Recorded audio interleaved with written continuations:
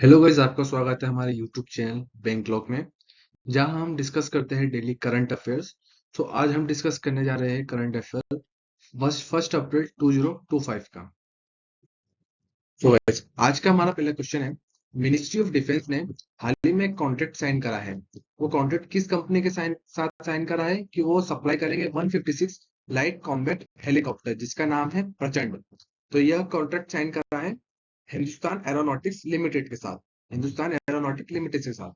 अब एक्चुअल में जो 156 लाइट कॉम्बैट हेलीकॉप्टर साइन करा है, इसमें से 90 जाएंगे हमारी इंडियन आर्मी के पास, प्लस 66 लाइट कॉम्बैट हेलीकॉप्टर जाएंगे इंडियन एयरफोर्स के पास।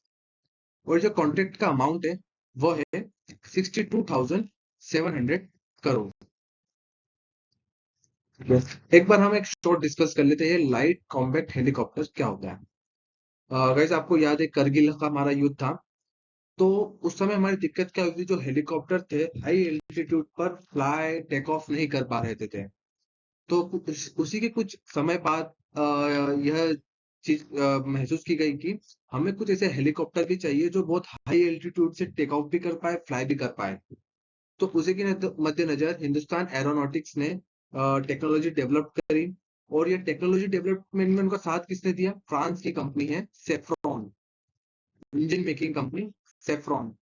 उनके साथ पार्टनरशिप करके उन्होंने लाइट कॉम्बैट हेलीकॉप्टर बनाए, जो कि ऑलमोस्ट 5000 मीटर की एल्टीट्यूड से फ्लाई भी कर सकते हैं, प्लस टेक ऑफ भी कर सकते हैं। ये इसकी खास बात है। ये अपने वर्ल्ड में फर्स्ट ऐसा है जो 5000 मीटर की एल्टीट्यूड से फ्लाई भी कर सकते हैं और टेक ऑफ भी कर सकते हैं। ठीक है। और इसकी खास बात ये है कि लाइट कॉम्बैट हेलीकॉप्टर बनाने में ऑलमोस्ट 65% कंटेंट जो है ना, वो इंडिजीनियस है, वो इंडिया का ही है, वो इंडिया का ही है। तो यह कौन सी कंपनी है? Hindustan aeronautics limited. हमारा सेकंड क्वेश्चन है, इनमें से किस सिटी में 14 addition India Russia naval exercise Indra हो रही है, जो कि मार्च 2025 में हो रही है? किस सिटी में आयोजित हो रही है? तो सिटी है चेन्नई। चेन्नई में हो रहा है India Russia naval exercise Indra. मैं आपको इसकी खास बात बताता हूँ। जो इंद्र एक्सरसाइज है, इसके दो कंपोनेंट है। एक है हार्बर, जो कि हो रहा है चेन्नई में।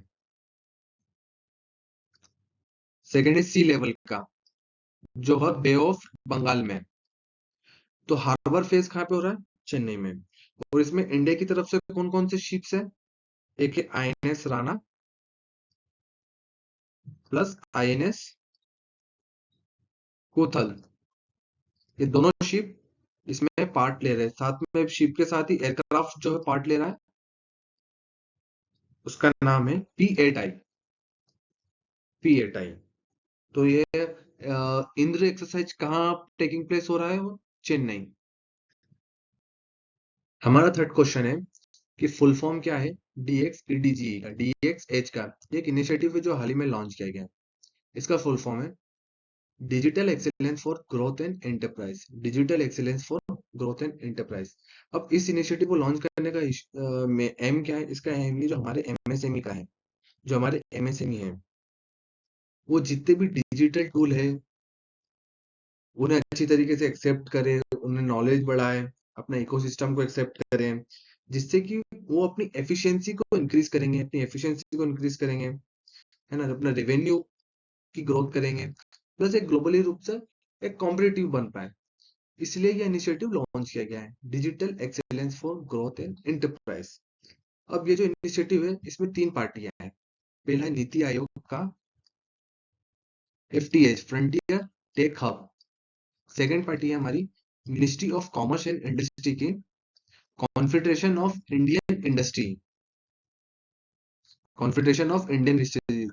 थर्ड है हमारा मिनिस्ट्री ऑफ एजुकेशन के अंडर जो आता है AICTE, all India all India council of technical education. अब ये जो इनिशिएटिव है, इसको लीड कौन करेगा? CII, confederation of Indian industry. इसका काम क्या है कि एक नेशन वाइड एक सेंटर्स बनाएगा, है ना। उस सेंटर्स के थ्रू क्या होगा, जो भी हमारे MSME है उन्हें नॉलेज मिलेगा, डिजिटल सोल्यूशन की रिगार्डिंग गाइडेंस मिलेगी, तो ये एक सेंटर बनाएगा, है ना। और इसमें कॉन्सेप्ट है PPAP, public private academia partnership. इसमें रोल आएगा AICTE का। ये क्या करेगा, जो भी हमारे एकेडमिक है और जो हमारी इंडस्ट्री है, उनके बीच में एक तरीके का कोलैबोरेशन कराएगा कि हमारी इंडस्ट्री की नीड क्या है, उसके हिसाब से एकेडमियों को उस इंडस्ट्री के साथ एक कोलैबोरेट करवाएगा। उसका काम है AICTE का, ठीक है। सो आपको इनिशिएटिव क्लियर हो गया, digital excellence for growth and enterprise. हमारा फोर्थ क्वेश्चन है कि इनमें से किस ऑर्गेनाइजेशन ने हाल ही में सेकंड एडिशन लॉन्च किया है, trade watch quarterly, fourth Q2 trade watch quarterly. So यह किसने लॉन्च करा है, ये लॉन्च करा है नीति आयोग ने, नीति आयोग ने। अब जो ट्रेड वॉच क्वार्टरली है, यह एक्चुअल में है क्या, ये एक्चुअल में तरीका हमारे इंडियन इकोनॉमी में बताता है कि हमारे इंडिया की ट्रेड पोजीशन क्या है, उसके बारे में एक इंसाइट बताता है trade watch quarterly. Trade watch quarterly, तो इसके अभी कुछ फाइंडिंग्स क्या निकली जो अभी हाल ही में रिलीज हुआ है। इसके अकॉर्डिंग अपना इंडिया का टोटल ट्रेड कितना है, 839 बिलियन यूएसडी, 839 बिलियन यूएसडी। और टोटल ट्रेड में हमारा एक्सपोर्ट है 395 बिलियन यूएसडी, 395 बिलियन यूएसडी, और इंपोर्ट है 445 बिलियन यूएसडी, 445 बिलियन यूएसडी। ये यह दिया है ट्रेड वॉच क्वार्टरली में, रिलीज करा है नीति आयोग। हमारा फिफ्थ क्वेश्चन है कि इनमें से किस राज्य में प्रचंड प्रहार एक्सरसाइज कंडक्ट की जा रही है, प्रचंड प्रहार एक्सरसाइज। तो यह कंडक्ट की जा रही है अरुणाचल प्रदेश में, यह कंडक्ट की जा रही है अरुणाचल प्रदेश में, है ना। तो एक्चुअली में प्रचंड प्रहार एक्सरसाइज क्या है, ये हमारी Indian army plus Indian air force का एक जॉइंट ऑपरेशन होता है। कि जॉइंट ऑपरेशन क्यों होता है, कि हम ये जान पाए कि हमारी कैपेबिलिटीज क्या है हाई टेरेन में, इसलिए प्रचंड प्रहार एक्सरसाइज कंडक्ट की जा रही है अरुणाचल प्रदेश में। और यह अरुणाचल प्रदेश में की जा रही है, तो यह ईस्टर्न कमांड के अंदर आता है,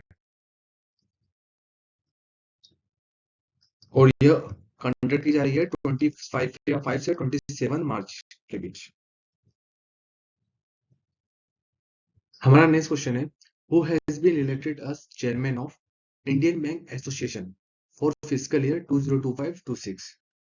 इंडियन बैंक एसोसिएशन के चेयरमैन कौन बने, ये बने हैं चेल्ला श्रीनिवासुलु शेट्टी जी। अब जो चेल्ला श्रीनिवासुलु शेट्टी जी है, यह SBI के चेयरमैन भी है।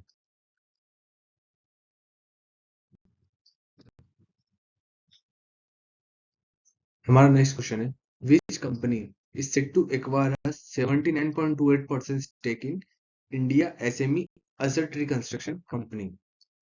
सो India SME asset reconstruction company क्या है, यह जो कंपनी है हमारी SIDBI small industry development bank of India की एक आर्म है, एसेट रिकंस्ट्रक्शन कंपनी की एक आर्म है। सो इस कंपनी को कौन एक्वायर करने जा रहा है, इसको एक्वायर करने जा रहा है Autham investment and infrastructure limited, Autham investment and infrastructure limited. और कितने अमाउंट में करेगा, यह करेगा 260 करोड़ में, 260 करोड़। सो आज का हमारा लास्ट क्वेश्चन है, international day of zero waste annually कब ऑब्जर्व करा जाता है। सो ये कब ऑब्जर्व करा जाता है, 30 मार्च को। जो इस साल का international day of zero waste है, ये इसका 3rd एडिशन है। और इस वर्ष के international day of zero waste की थीम क्या है, towards zero waste in fashion and textile. इस वर्ष के international day of zero waste की थीम है towards zero waste in fashion and textile. और ये जो international day of zero waste है, 2 ऑर्गेनाइजेशन मिलके ऑब्जर्व करवाती है। फर्स्ट है UNEP, सेकंड है UN हैबिटेट। जो UNEP है, इसका सेंटर है नैरोबी, केन्या में। सो इस वर्ष भी ये नैरोबी में ही आयोजित किया गया है, ठीक है। जब ये नैरोबी में ऑर्गेनाइज हुआ, तो इंडिया की तरफ से एक प्रोग्राम को शोकेस किया गया, जिसका नाम है closing the loop programme. Closing the loop programme, इस प्रोग्राम को शोकेस किया गया है नैरोबी में आयोजित होने वाले international day of zero waste में। तो ये क्लोजिंग द लूप प्रोग्राम किस एक कंपनी का है, बेंगलुरु बेस्ड एक कंपनी का है, क्लोजिंग द लूप प्रोग्राम। तो आज का डिस्कशन हम यहीं खत्म करते हैं। Thank you.